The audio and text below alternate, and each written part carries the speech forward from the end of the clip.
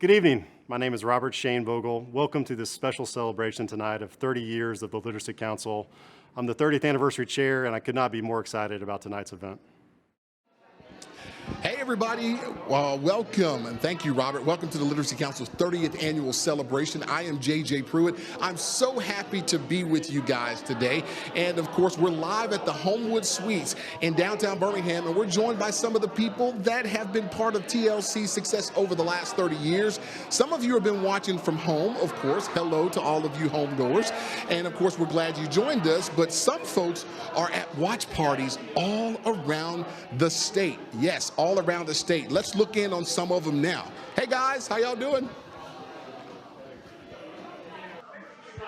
I'm so delighted to be here for the Literacy Council's 30th anniversary. I'm so delighted that 30 years ago, members from the community had the vision to address adult literacy. Literacy is the ability to read, write, and speak in the context where you are. Our mission is to help adults and their families to receive the literacy education that they need. Some of the work that we have been doing has been taking place across the 5-county area. With that, we're so excited that we're here. In the state of Alabama, 1 out of 4 adults, that's approximately 855,000 adults, need improved literacy. In the central Alabama area, 1 in 5 adults need improved literacy. That's approximately 160,000 individuals. The economic impact of being able to move an adult up 1 level of literacy is huge. For Central Alabama, it would be an additional $620 million, and for the state, an additional $3 billion if we can move every adult up 1 level of literacy. It improves the quality of life, health, everything changes when a person has literacy. And we are so delighted that 30 years ago, the United Way of Central Alabama, the Junior League of Birmingham, and the Birmingham Chamber of Commerce responded to the needs of the community and founded the Literacy Council.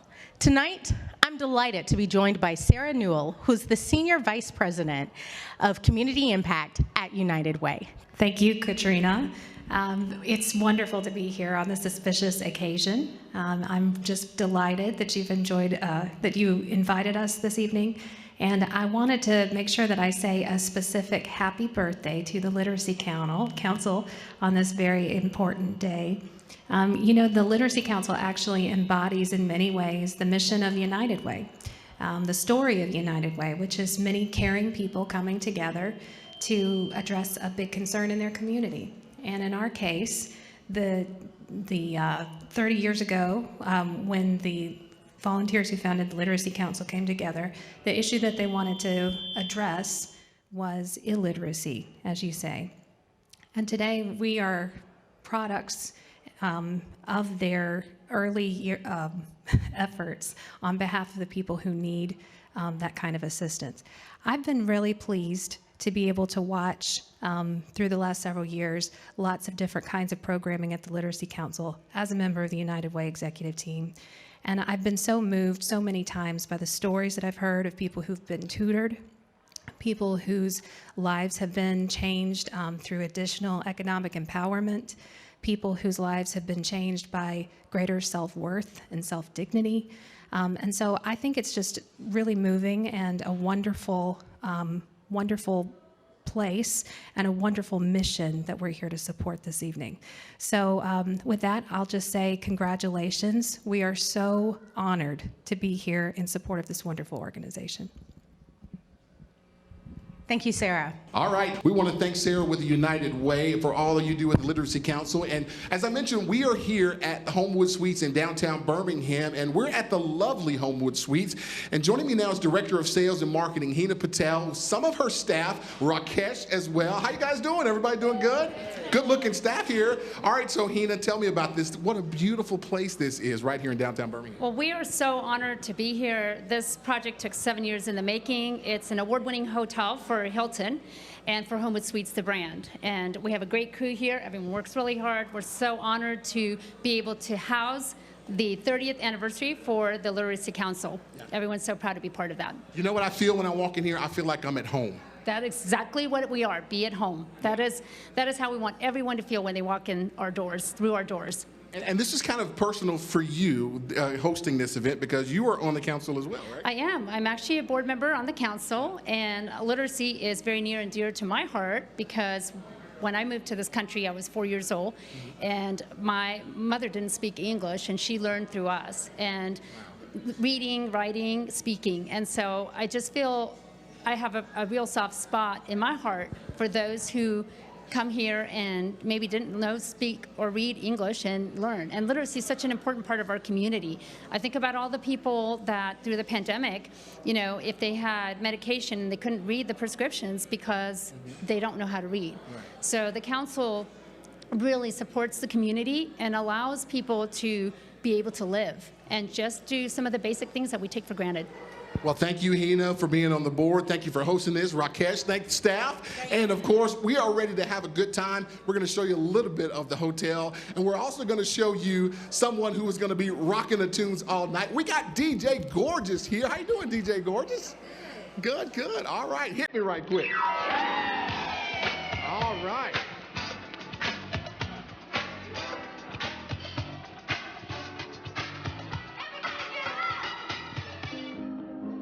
We are literally building a community, a global community. When I learned that I would have a chance to come to the US, I was super excited. When I've been here for a while, I realized I cannot do a lot of things without a friend being with me to translate for me. That was really difficult. I started to focus on learning English. I had friends in the community who asked me, can you teach me English? I found out that the Literacy Council offered ESOL tutor training. I had never done anything like this before. But I knew that I wanted to help people, and I knew that I wanted to do it in a way that was going to be meaningful to them. The Literacy Council's English for Speakers of Other Language program is our fastest growing program. There is a huge demand for English language learning programs. We do our ESOL programming across all 5 counties. The Literacy Council helped me a lot. They improved my English really well, improved my communication with people. We got a group of women, Arabic speakers. They were very motivated to learn English. They were here as refugees, had escaped war, and we let them know that even though you haven't had an opportunity to be educated in your country, especially as women, this is your time now. This is for you. Just moments like that, to me, make it all worth it. The GED is a fabulous opportunity. It allows us to have a GED program right here in downtown Birmingham that is accessible to anybody, so that when somebody is seeking literacy, they can look and say, I can get the literacy I need and get my GED. I was a student of GED program at Literacy Council.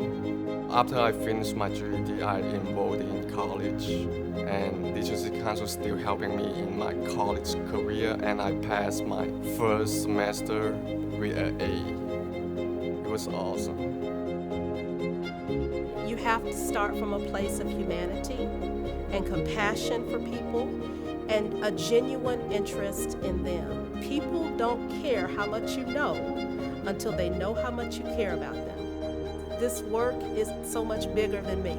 It's so much bigger than even the Literacy Council. This is life-changing stuff. Thank you for the Literacy Council.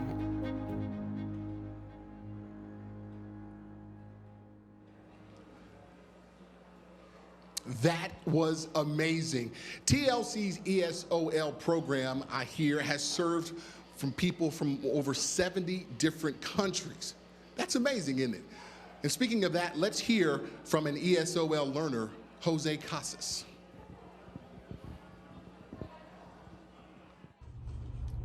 Hello, my name is Jose Casas and I am one of the students of this program. First of all, I want to thank God for being able to participate in a program that has given me the knowledge of making English my second language, which in turn will open doors to better employment, better life, and a stable family. I want to thank Mrs. Stephanie, whom has taken the time to listen, teach, and most of all, offer her help so we can better understand this new language and how to implement on our everyday life. I also want to thank all the sponsors because programs like this are extremely helpful to minorities such as the Hispanic community. I am certain that community will take full advantage as long as the sponsorship continue. They will greatly influence the way we communicate within our jobs, schools, and above all the community itself. Being able to partake in a Zoom class meeting has many advantages because we are able to connect through a desktop, tablet, or even cell phone itself. This allows for a simple, smarter, and a time-efficient way to attend class from anywhere we might be in a such a hectic schedule most of us are accustomed to. Thank you.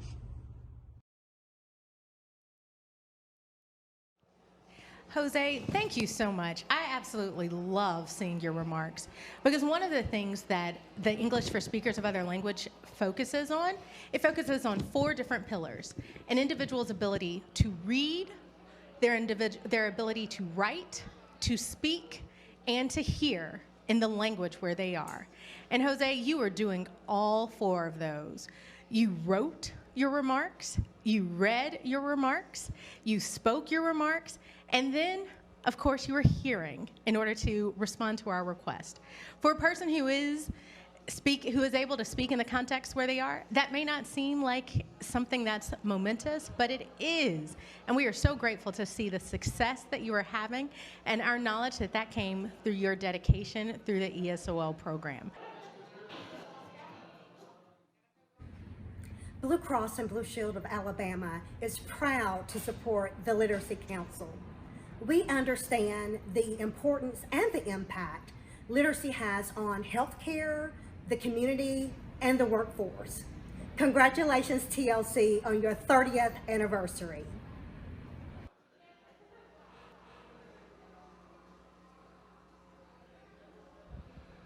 My name's Ed Phillips. I know we're TLC celebrating its 30th year, and when I was board chairman in 2006, we celebrated 15 years, and it wasn't quite as sophisticated as this one is. I retired and joined the board in 2004 and became chairman in 2006, and I was on the board for 6 years. I retired from Vulcan Materials Company after a career of about 29 years, and upon retirement wanted to get involved in community activities, and literacy was my choice. Vulcan Materials provided that path for me, as Vulcan has provided board members over the years and 3 of the chairmen that have been employees of Vulcan Materials. I think the company provides financial support, in-kind services, and obviously some of their employees or Vulcan's employees to be involved in activities like this. And the time spent with that has propelled me into doing other things in the community, and I've greatly savored that. I think with Literacy Council, it's been through many things, but what I'd have to say about it is its growth and the resiliency that is shown to the community. Thank you.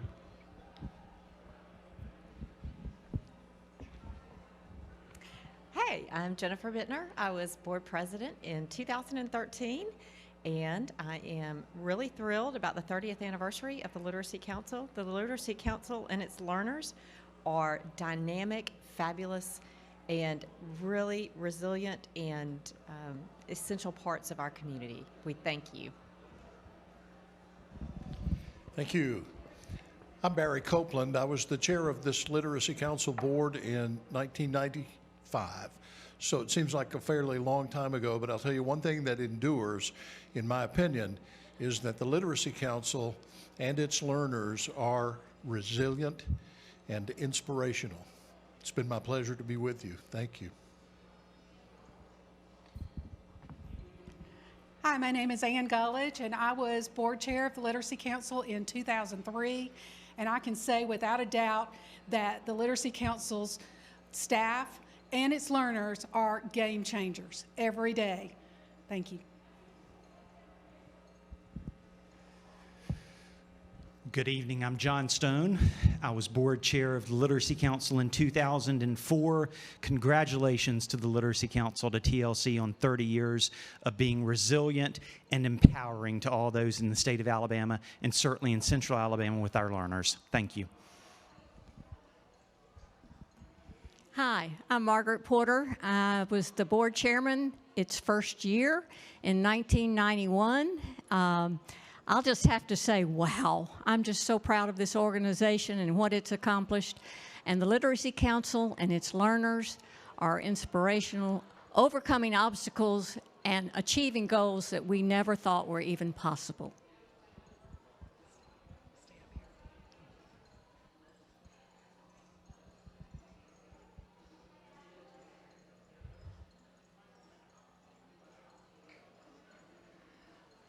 Hi, and good evening. I'm Laura Kowalczyk, and I am the current board chair. I have the honor of being the board chair at the 30th anniversary, and I have to tell you, listening to my peers and counterparts that came before me, to be honored to be standing by the first board chair is incredible.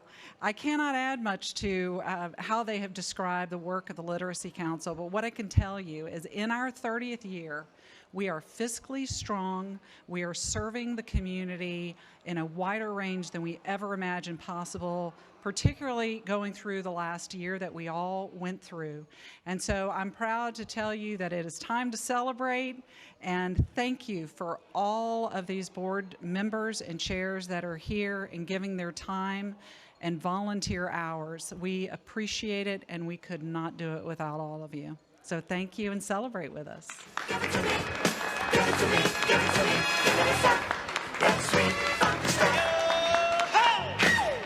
All right, and we are back once again, and I'm here with Margaret Porter. As you heard earlier, she was part of the original task force that identified the need for literacy programs in Central Alabama, which led to the creation of TLC. Margaret was the first board chair for the organization. How you doing tonight, Margaret? I'm doing great, JJ. I'm just glad to be here. You were just saying you get to see all some familiar faces from the past being here. Wonderful friends, and you know that's the real benefit of nonprofit work too. Is not only are you helping people achieve their mission, but you're making all kinds of new friends and having new relationships. So 30 years ago, what made you decide to focus on adult literacy? Well, actually, I picked up the newspaper one day, and I read that a task force was going to be formed. The United Way and the Chamber of Commerce were interested in literacy. At that time, I was president-elect of the Junior League of Birmingham with an emphasis on education.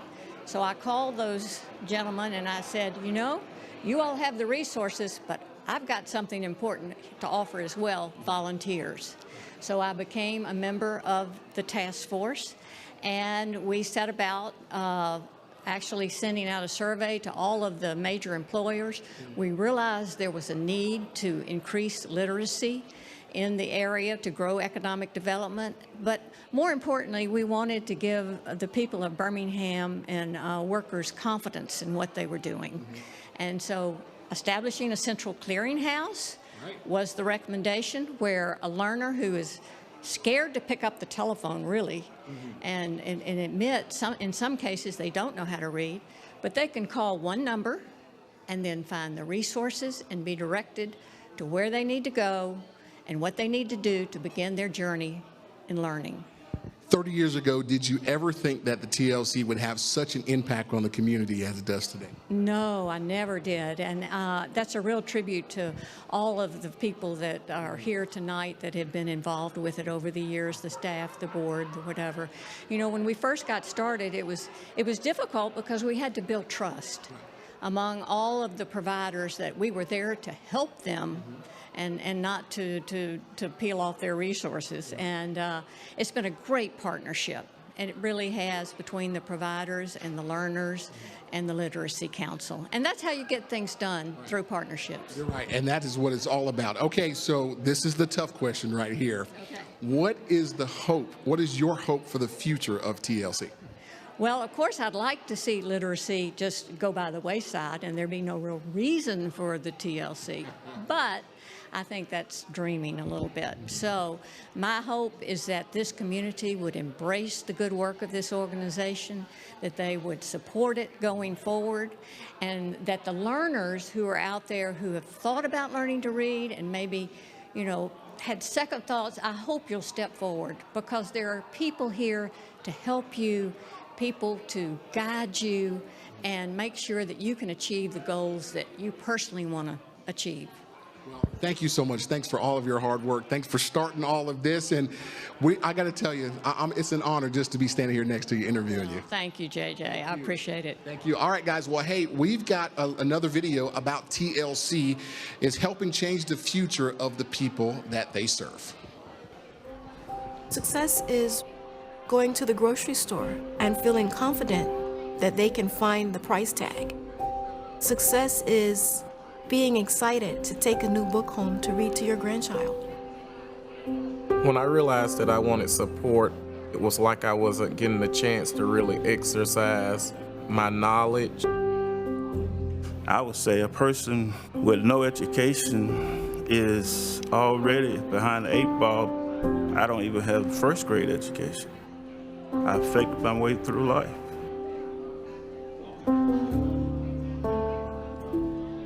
I volunteer with the Literacy Council. I work with adult learners. When I came to the Literacy Council, they were saying, you know, what really matters is the relationship.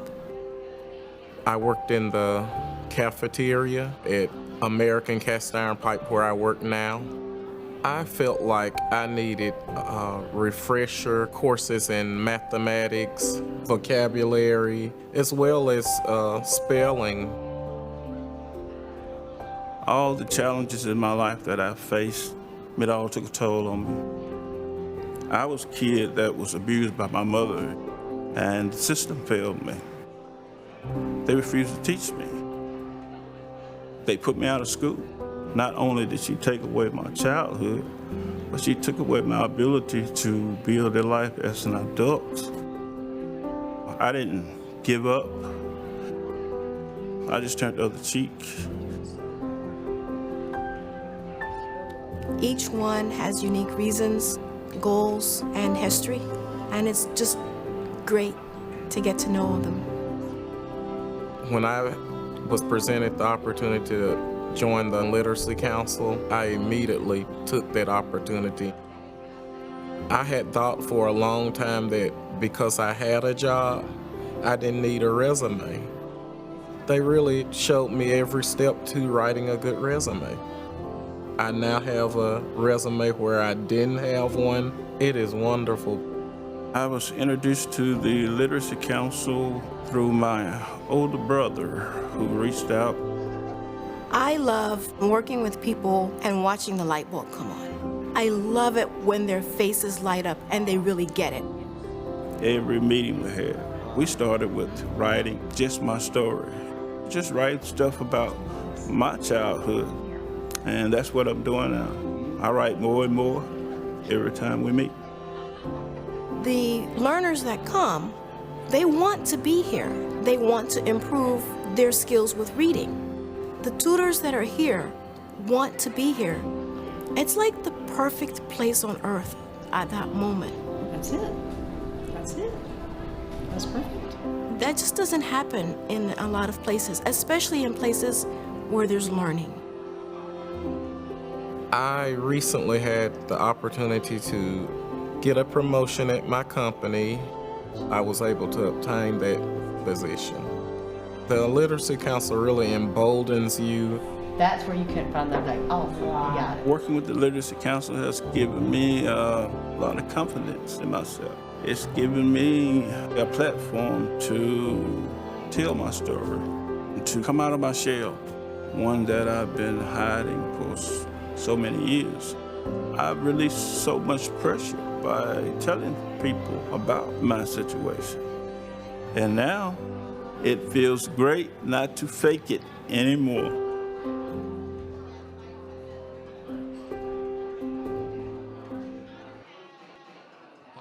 Take a look, guys. This is the main headquarters over on First Avenue. They are so excited. They're partying with us right now, celebrating the 30th anniversary for the Literacy Council. Hey, guys, how y'all doing?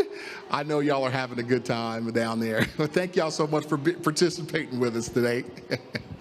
All right, and what a powerful video that was. I am joined now by Joy Carter. She's a member of the Literacy Council Board of Directors and was instrumental in a workforce development program. And Joy, I know we're all inspired by this last video, but there was someone on there that has a special connection to you, and you were just kind of blowing kisses at him while we were watching the video.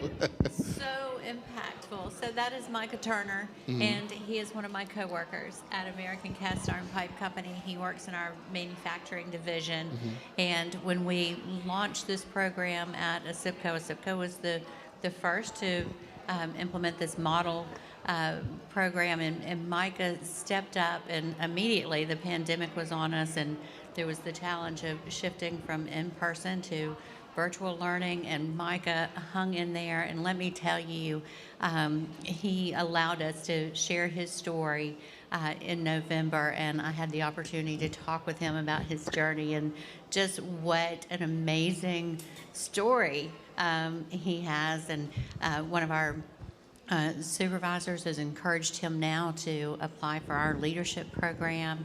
He's serving on one of our safety teams, and that team reports out to our leadership, including some executive management members, and he recently did that. And so just to see the change that it is making in his life and his career, and could not be more proud of Micah and the Literacy Council for all of the changes, going to a virtual learning environment, and ASIPCO, American Cast Iron Pipe, for investing in our employees that way.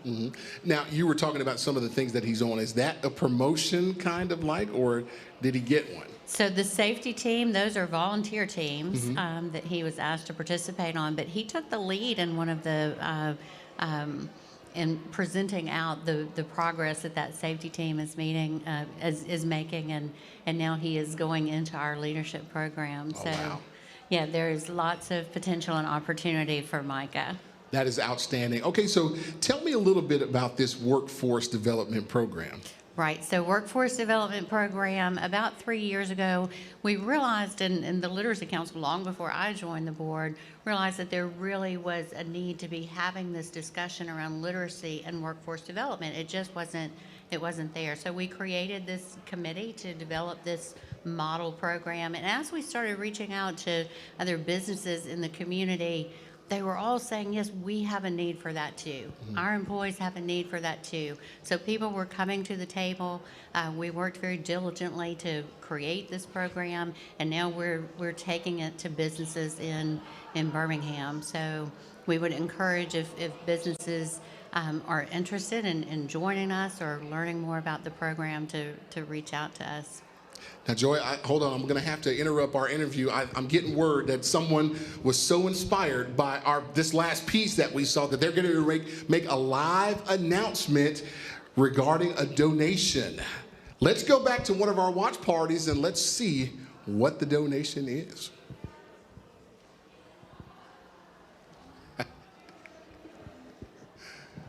Hi, Adrian. Is that Adrian? Well, Adrian, I'm sorry we can't hear you for some reason, but I'll tell you this. Will you do us a favor? Will you do us a favor? There's something that you have there. There's something that you have there. Well, let me just, let's bring it in. Can we hear you over there now? JJ, Yes, we can hear you. Go ahead now. Say what you wanted to say, Adrian. Great. Okay, you see the. Yes, we do. Yes, we do. Yes, we do. We absolutely do. Now, did we just see that right, Joy? Did we just see a check for $10,000? I saw a check for $10,000. You see it right, $10,000. Yes. Oh my, that is amazing right there. Well, thank y'all so much. We appreciate y'all, and I'll tell you that is going to go a long way for literacy in this community and in this state. Big round of applause for the over there with Adrian and all that. And I got to tell you, this is amazing right here. Okay, so now that $10,000 check was pretty good, wasn't it? That was awesome. That's amazing. It was. All right. Well, thank you so much, Joy. I appreciate it so much. I really do. Okay, so now we got another one that we're going to look at, another watch party that we're going to look at real quick.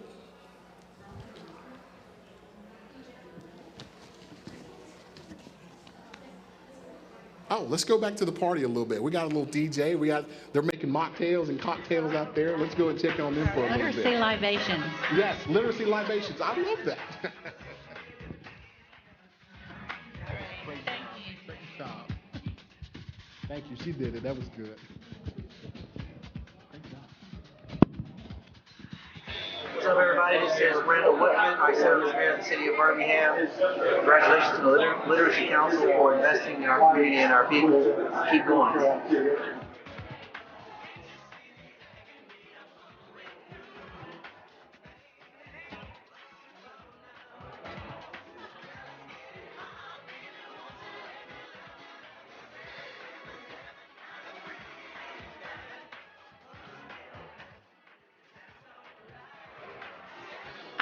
Still excited by Adrian's donation. That's outstanding. Oh my goodness. I'm Missy Burchard. I am the Vice President of Development Communications for the Literacy Council. And we are so incredibly grateful that you all are tuning in tonight and listening to the stories about all the amazing people that we work with and all the amazing lives that we have been able to change through literacy. You know, if you are inspired, we would love for you to give us a donation. There's a little button right under your screen that says Donate Now. Click that button. Or you can text TLC Reads to 474747. And I have to tell you, I am incredibly grateful to have been a part of this Literacy Council team and to see firsthand the way our programs change lives. I mean, you see families whose lives change because of the work that we're doing. And, you know, literacy is intergenerational.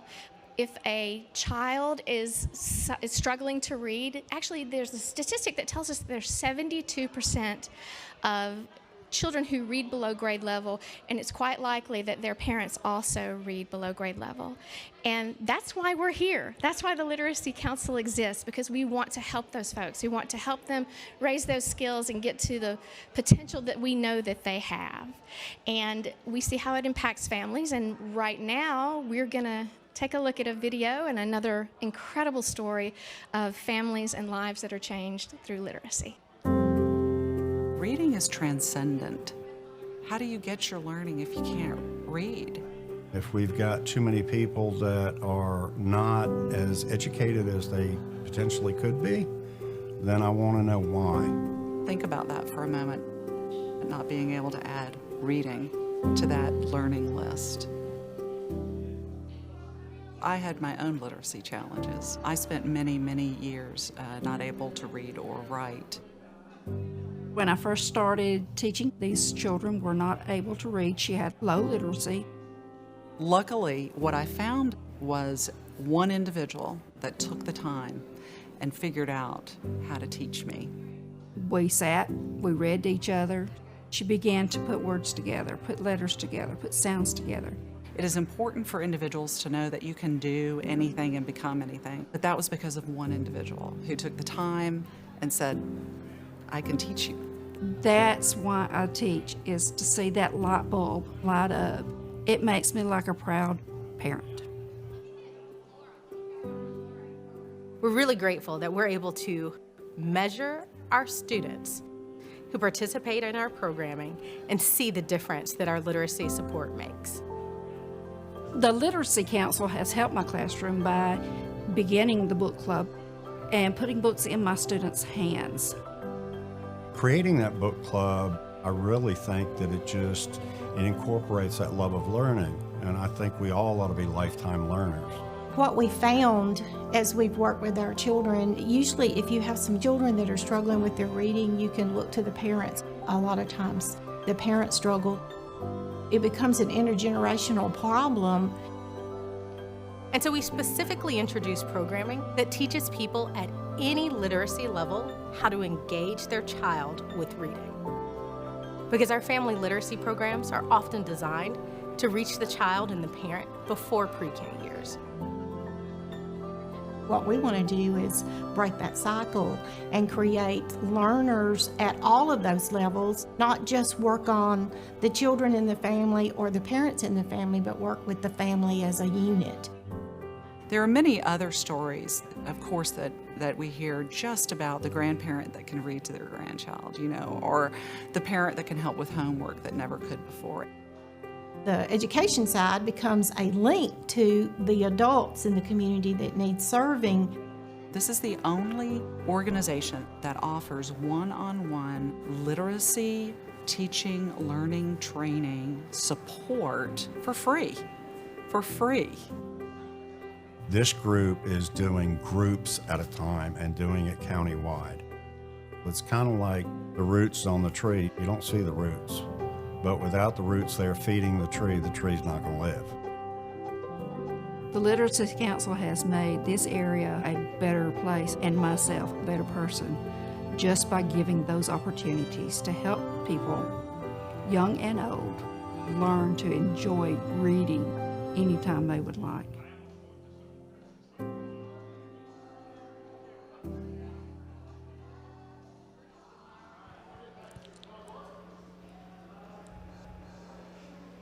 That video moves me to tears each time.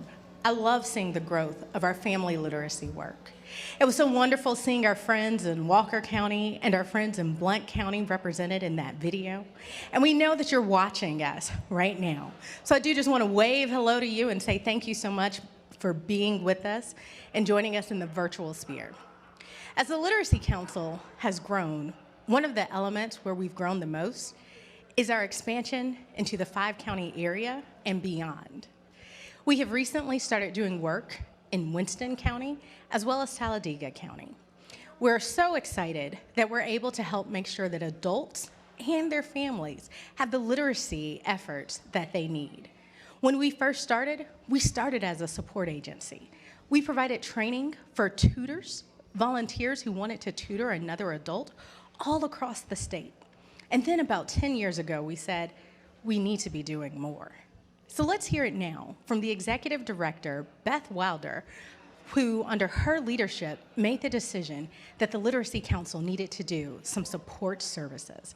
Beth, thank you for your courage to bring us into another realm of work. Literacy Council in 2010, we were strictly a support agency. We provided advocacy and awareness and services for literacy providers in our 5-county area. We became aware that there were people we could serve who were not being reached already. So we decided to start a drop-in program in 2011.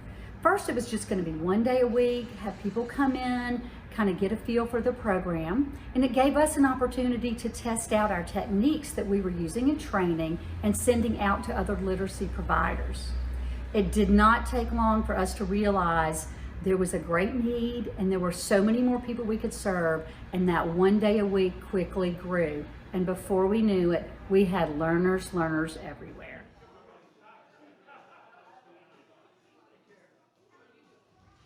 In 2014, the Literacy Council suffered a devastating fire, which led us to have to rebuild our entire space. In thinking about what we wanted that space to look like, we also decided, what do we want the future of the agency to look like? We realized with more space, we could serve more learners, and we could provide more services like GED and expand our training program.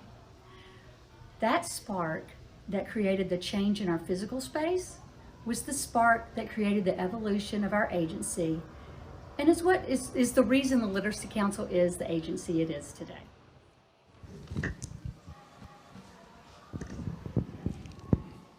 Back again here with TLC Executive Director Katrina Watson, and Katrina, the mayor of Birmingham has joined the party as well out there.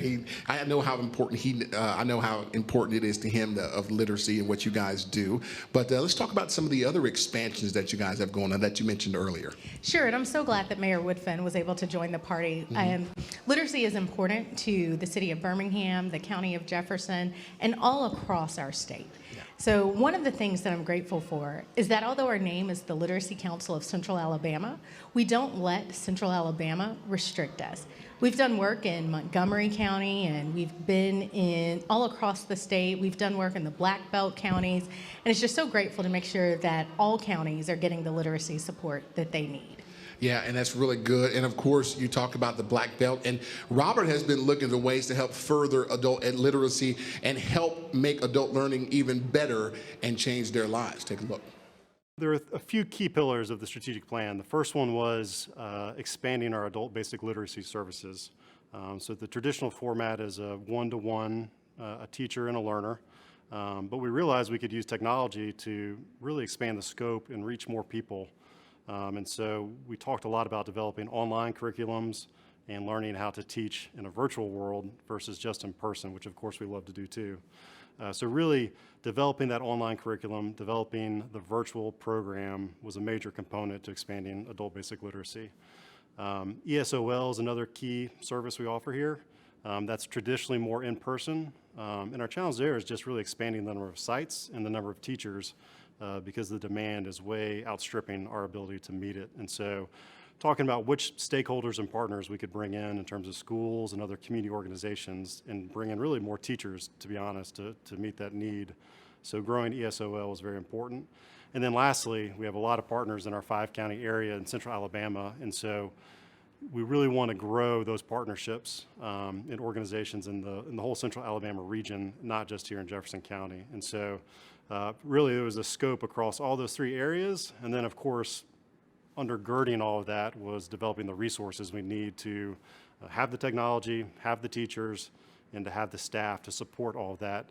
Because one other thing we really wanted to accomplish was being able to measure the impact we're having through better data and metrics. That's very important to the foundation community and the grant-making community. And so acquiring some of those tools, learning how to use them, and really measuring more than we ever had in the past, thought would help us spread the message of what we're doing.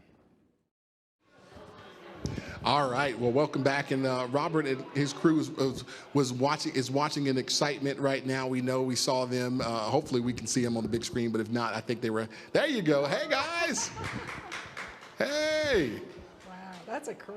That is a crew, isn't it? Right there. Hey, all right. Of course, we have a little delay. That's why they wave late, but that's okay. I know they're very excited about it. Hey, joining us now is TLC's 2021 Board Chair, Laura Kowalczyk. How you doing today, Laura? I'm doing great. Good. All right, I know as a board chair, you have to be very excited about the growth of the agency, seeing all of these videos, seeing how the TLC has changed people's lives. Now, all right, so what about the strategic plan for the future of TLC? Yeah, so, I mean, Robert has probably, he's delineated most of it and just done a phenomenal job at heading that up. But, we are in a pattern of growth. And who would have thought that after the year that we've all been through, right? And so we are fiscally strong. I've already mentioned that. But also we are growing our programs in adult basic literacy, family literacy. We have got a really exciting plan that was headed up by SIPCO, which is a workforce development plan that we can take into the community, into corporations, to bring literacy and open up that literacy world to so many more citizens in the community. And I have to tell you, we could not have done it without all of the people that are here tonight, that are in their homes supporting us, the community, our foundations, our corporations, and more than anything, our individuals who have contributed. And is it possible to hear from one of our big sponsors of the event as well, Alabama Power? Absolutely, that's right. Thank you for cueing Yeah. me. He did. So I want to introduce two of our board members from Alabama Power, Hallie and Allison. So Hallie Bradley and Allison Swagler Webb will be our next. The Alabama Power Foundation has been a strong supporter of the Literacy Council for the past 30 years due to our strong support of trying to elevate the communities that we serve. 1 in 4 Alabamians has low literacy, and literacy is one of the most fundamental things that impacts your daily life. It impacts your ability to take care of your family, to take care of your health. The services that the Literacy Council provides are essential to helping build communities and support Alabamians.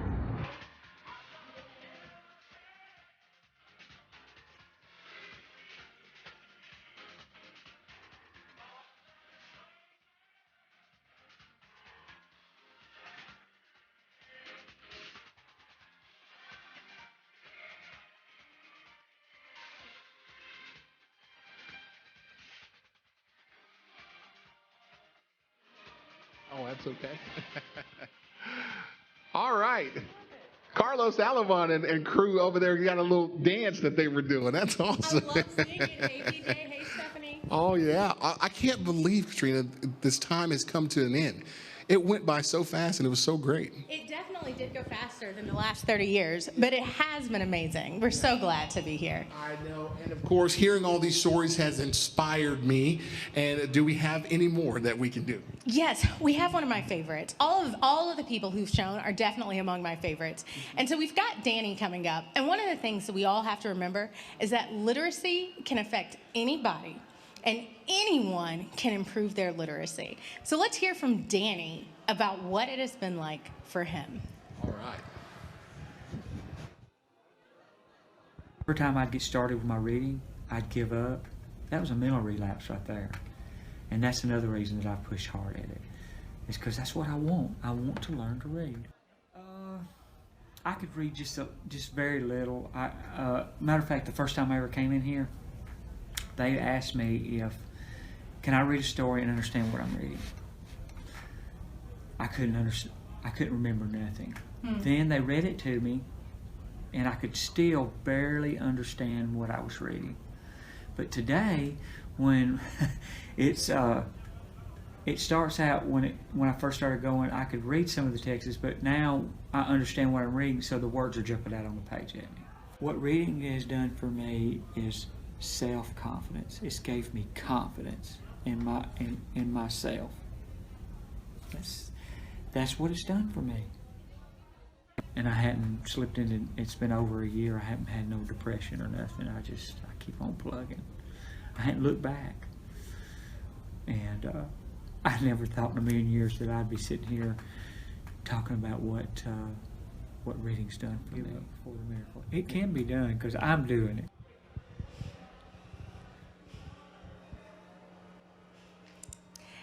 We're having a great time being able to look at and see watch parties all across the world and the state of Alabama, including Heidi Holt and Lisa Singer, who are joining us. Hey, Heidi and Lisa and friends. We are so glad that you're here with us today. It looks like y'all had a great evening. Before we conclude tonight, we certainly wanted to make sure that we extend a heartfelt thanks to the many people who made tonight possible. We certainly want to thank our host, JJ Pruitt. We want to thank the production crew with Karen Day. We also want to thank Hina Patel and the Homewood Suites team. They have made this incredibly possible. And of course, there's so many people, such as the TL staff and the board of directors, who this event would not be possible without them. So thank you for everybody coming tonight, contributing.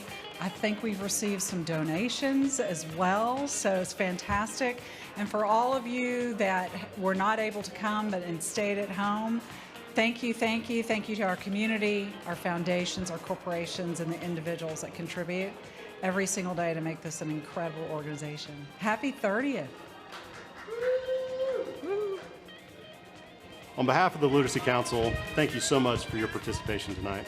We hope you've been inspired by the stories you've heard, and we hope you'll join us in this cause to tackle these challenges in our community. Thank you and have a great summer.